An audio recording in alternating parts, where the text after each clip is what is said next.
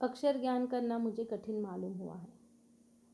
तो अभी हम पाठ की शुरुआत करते हैं। पहले पाठ का पठन करेंगे, उसके बाद स्पष्टीकरण देंगे। अक्षर ज्ञान करना मुझे कठिन मालूम होता है। मेरे पास उसके लिए आवश्यक सामग्री नहीं थी। स्वयं मुझे जितना मैं चाहता था उतना समय नहीं था। मुझ में उतनी योग्यता नहीं थी। शारीरिक काम करते समय मैं थक जाता और जिस समय थोड़ा आराम करने की ज़रूरत होती उसी समय पढ़ाई के वर्ग लेने होते। आश्रम में अक्षर ज्ञान के लिए अधिक से अधिक 3 घंटे रखे गए थे। यानी जब महात्मा गांधी आश्रम रहते थे तो वो कहते हैं कि अक्षर ज्ञान यानी अक्षरों का ज्ञान मालूम करना उन्हें कठिन जाता था। उनके पास आवश्यक सामग्री यानी उनके पास आवश्यक साहित्य नहीं थे।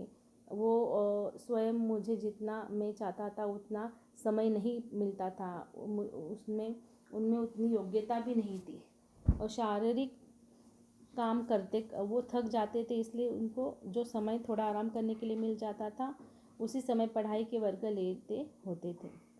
आश्रम में अक्षर ज्ञान के लिए अधिक से अधिक 3 घंटे रखे गए। हर एक बालक को उसकी मातृभाषा द्वारा ही शिक्षा देने का आग्रह था। सबको अंग्रेजी भी सिखाई जाती थी। इसके अतिरिक्त गुजरात के हिंदू बालकों को थोड़ा संस्कृत का और सब बालकों को हिंदी का परिचय कराया जाता था। इतिहास, भूगोल और अंक गणित सबको सिखाया जाता था। यही उनका पाठ्यक्रम था।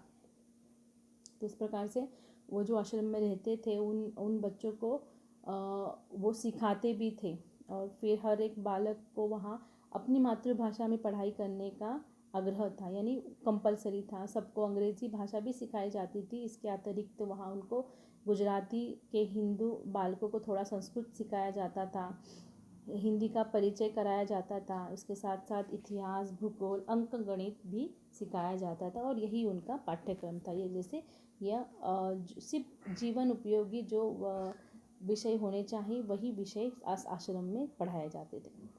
आश्रम के सब बालक मुख्यतः निरक्षर थे और किसी पाठशाला में पढ़े हुए नहीं थे। मैंने सिखाते सिखाते देखा है कि उन्हें सिखाने का तो कम है, ज़्यादा काम तो उनका आलस छुड़ाना एवं उनमें स्वयं पढ़ने की रुचि जगाना, उनकी पढ़ाई में निगरानी रखने का था। यानी वो जब आश्रम के साथ आश्रम के बच्चों को पढ़ाने के लिए जाते थे तब उनको जो पढ़ाई है वो मतलब ज़्यादा उन्हें पढ़ाना नहीं पड़ता था, क्योंकि वो पहले से ही निरक्षर थे। और फिर उनको उन पे ज़्यादा ध्यान देना कौन सा होता था कि उनको उनका आलस छुड़ाना, उनको स्वयं पढ़ने की खुद से पढ़ने की इच्छा को जगाना, उन पर हमेशा निगरानी रखना, यही काम ज़्यादा आश्रम में होता था। मुझे पाठ्यपुस्तक की आवश्यकता कभी प्रतीत नहीं हुई। मेरे मतानुसार शिक्षक ही विद्यार्थी की पाठ्यपुस्तक है, जिन्होंने अपने मुंह से मुझे सिखाया। उनकी सिखाई हुई बातों का स्मरण आज भी बना हुआ है। बालक आँखों से जितना ग्रहण करते हैं उनकी अपेक्षा कानों से सुनी हुई बातों को थोड़ा परिश्रम से और बहुत अधिक मात्रा में ग्रहण करते हैं। यानी जब गांधी जी पढ़ाने को जाते थे तो उनको कभी भी पाठ्यपुस्तक की आवश्यकता नहीं हुई। वो कहते हैं कि शिक्षक ही विद्यार्थी का पाठ्यपुस्तक होता है। विद्यार्थी को जो भी मन में शंका आ रही है वो जाकर शिक्षक को पूछ सकता है और शिक्षक उनका जवाब दे सकता है। तो उनकी सिखाई हुई बातों का स्मरण आज भी उन्हें याद है। यानी उन्होंने जब उनके जो टीचर है उनको जब उन्होंने सिखाया था तब उनको आज भी वो बात याद है, क्योंकि बालक यानी जो बच्चा होता है वो देखने जो चीज़ देखने की अपेक्षा में जो कानों में वो जो सुनता है वो उसको बहुत अधिक या मात्रा में वो याद रहती है।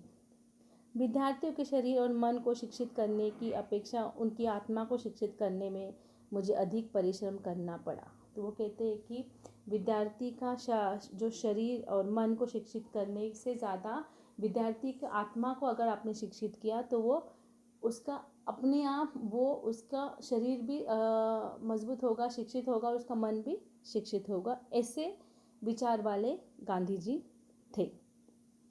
मैं जानता था कि उन्हें अपने अपने धर्म ग्रंथों का साधारण ज्ञान होना चाहिए, इसलिए मैंने यथाशक्ति इस बात की व्यवस्था भी की थी कि उन्हें वैसा ज्ञान मिल सके। इसे मैं बुद्धि की शिक्षा का अंग मानता हूँ।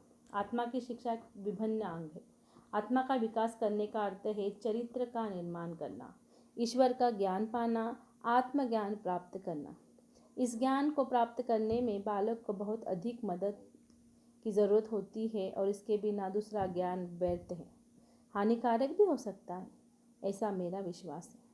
देखो गांधी जी का क्या विश्वास है कि वो कहते थे कि जो आश्रम में जो बच्चे आए वो अलग अलग धर्म के हैं, तो उनको उनके धर्म का धर्म ग्रंथ पढ़ने की वह व्यवस्था उन्होंने की है, क्योंकि वो जानते हैं कि सभी को अपने अपने धर्म के बारे में भी जानना ज़रूरी है और अपने अपने धर्म के प्रति आस्था रखना भी ज़रूरी है। तो और इससे क्या होता है, उनकी बुद्धि उनकी बौद्धिक शिक्षा मतलब बौद्धिक की शिक्षा होती है। और वो कहते हैं कि आत्मा की शिक्षा एक विभिन्न अंग है। आत्मा का विकास करने का अर्थ है कि अपने चरित्र का निर्माण करना, इंसानियत बोलो, जो भी आप आत्मा के अंदर अगर आपने सहानुभूति रखी तो आप इंसानियत को पहचानोगे, आप दूसरों के दुख दर्द को पहचानोगे। तो इसीलिए कहते हैं कि आत्मा को शिक्षित कीजिए। और वो मतलब उनको उन बालकों में ज़्यादा उनको ध्यान देना ज़रूरी है कि उनके आत्मा को शिक्षित करना बहुत ज़रूरी है।